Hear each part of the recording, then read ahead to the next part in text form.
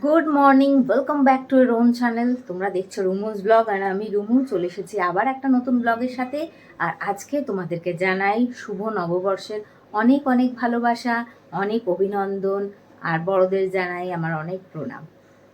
তোমরা অনেক সুস্থ থাকো, ভালো থাকো আর অনেক ভালো ভালো কাজ করো এই নববর্ষে। আজকে পয়লা বৈশাখের দিন আমার এই কামনাই রইল।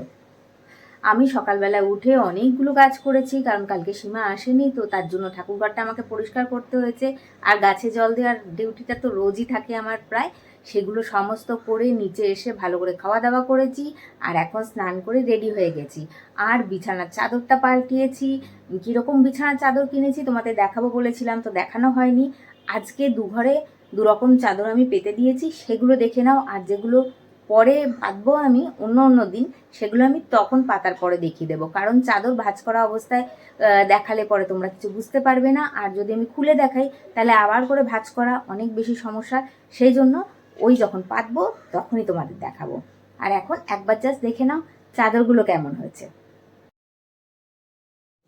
অনেকগুলো চাদর কিনেছি আর তার মধ্যে এইটাই আমি পাতলাম আজকে। এটা হচ্ছে স্কাই কালার, এখানে একটু অন্যরকম লাগছে কালারটা, কিন্তু কালারটা স্কাই। আর সঙ্গে এরকম একটা পাশবালিশের ওয়ারও ছিল, আমি খেয়াল করিনি, তাই জন্য সাদা বলগুলো আমি পরিয়ে দিয়েছি।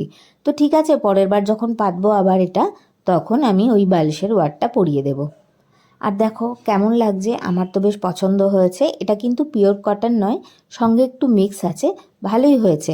টাইসান তো লাফিয়ে লাফিয়ে ওঠে, তো সেই জন্য এটা ঠিকই আছে। আর এবার আমি বেড কাভারটা পেতে নিয়েছি, কারণ শুধু বেডশিট পেতে রাখলে সেই চাদর আর আস্ত থাকবে না। তোমরা তো জানোই টাইসান লাফিয়ে লাফিয়ে ওঠে, নোংরা করে দেয়, সেই জন্য। আর এবার চলে এসেছি ছেলের ঘরে। ছেলের ঘরের এই প্রিন্টটা আমার খুব পছন্দ হয়েছে, সাদার মধ্যে কালো, গাছ গাছ করা, ভীষণই এলিগ্যান্ট লাগছে দেখতে। আর খুব আইসুদিংও। গরমকালে এরকম হালকা চাদর আমার খুবই পছন্দ। তোমাদের কেমন লাগছে অতি অবশ্যই জানিও। এর সঙ্গেও পাশবালিশের ওয়ার আছে একটা, তবে বেশ ছোট। আমার পাশবালিশগুলো স্ট্যান্ডার্ড সাইজ, তাতে একটু ছোটই হয়েছে ওয়ারটা।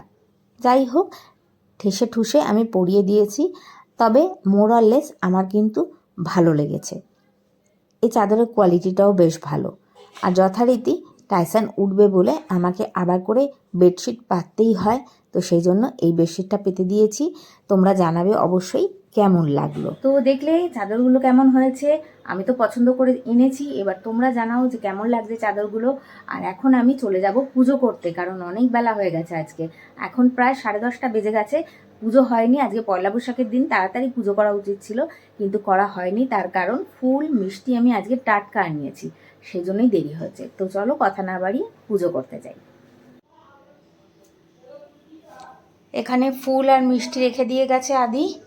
আর এখানে আমি বাসনগুলো, এগুলো মা মেজেছিল খানিকটা, আর আমিও খানিকটা মেজেছি।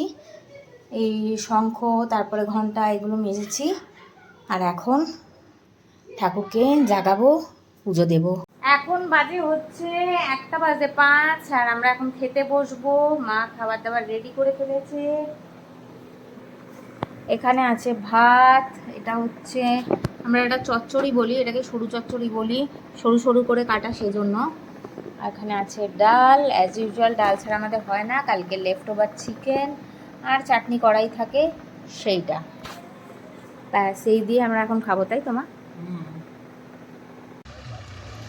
এদিকে আদির বাবা ওদের রিসর্ট থেকে চলে গেছে ওদের অফিসের একটা এনজিও চলে সেখানে।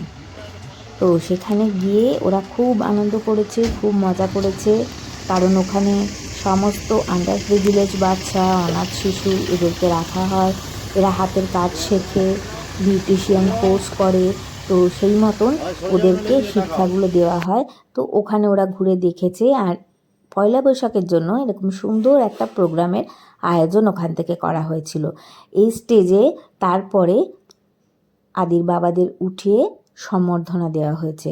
ওই বাচ্চাগুলোর হাতে তৈরি ফাইল আর বুকে দিয়ে সম্বর্ধনা দিয়েছে।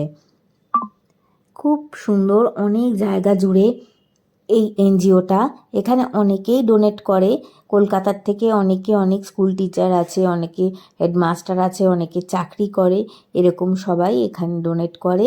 এবং এই সংস্থাটা এর জন্যই খুব সুন্দরভাবে চলছে। বাড়ি ফিরে চলে এসছে মিস্টার ব্যানার্জি। কেমন ঘুরলে বলো? দারুণ ঘুরেছে, দারুণ এনজয় করেছো? খুব ভালো এনজয় করেছি। এবার আমাদের যাওয়ার পালা, তাই তো? এবার পরের শুক্রবার আমরা যাবো। হ্যাঁ, এই যে ভদ্রলোক অমনি খাটে উঠে বসে পড়েছে। বাবাকে দেখে কি খুশি, কালকে দেখতে পাইনি, কি অবস্থা হয়ে গেছিল।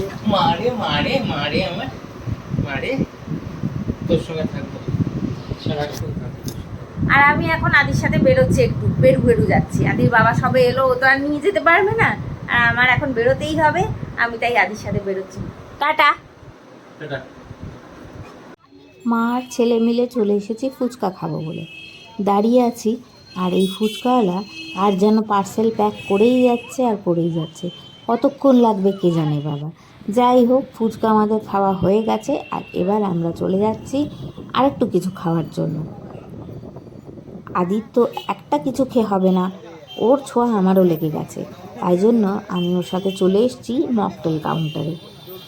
এই স্টলটায় অনেক রকমের মকটেল শেক পাওয়া যায়, আর দুজনে নিয়ে নিলাম সোডা শিকাঞ্জি।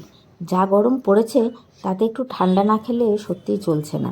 আর সোডা শিকাঞ্জি খেতে কার না ভালো লাগে, আমার তো বেশি ভালো লাগে।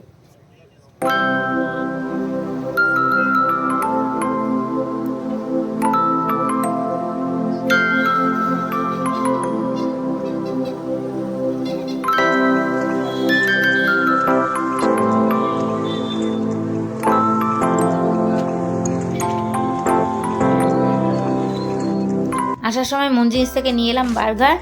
আদি এখন এটা খাচ্ছে, আর আদি বাবার জন্য এনেছি চিকেন প্যাটিস। এটা আমিও খাবো। ভাগ দেবে তো আমায়? দেবো। Good morning. আজকে নেক্সট ডে সকালবেলা। কালকে আমি ব্লগটা শেষ করতে পারিনি, তাই আজ কন্টিনিউ করছি। সকাল সকাল আজকে আমি চলে এসেছি একেবারে ওপরের ছাদে। গাছে আগে জল দেওয়া সেরে নিয়েছি, আর তারপরে এবার এক্সারসাইজটা শুরু করব। ব্লগটা কেমন লাগলো জানিও, ভালো লাগলে লাইক শেয়ার অ্যান্ড সাবস্ক্রাইব করে দিও। আমার একটা নতুন ব্লগের সাথে নতুন দিনে দেখা হচ্ছে। ততক্ষণের জন্য টাটা, বাই বাই।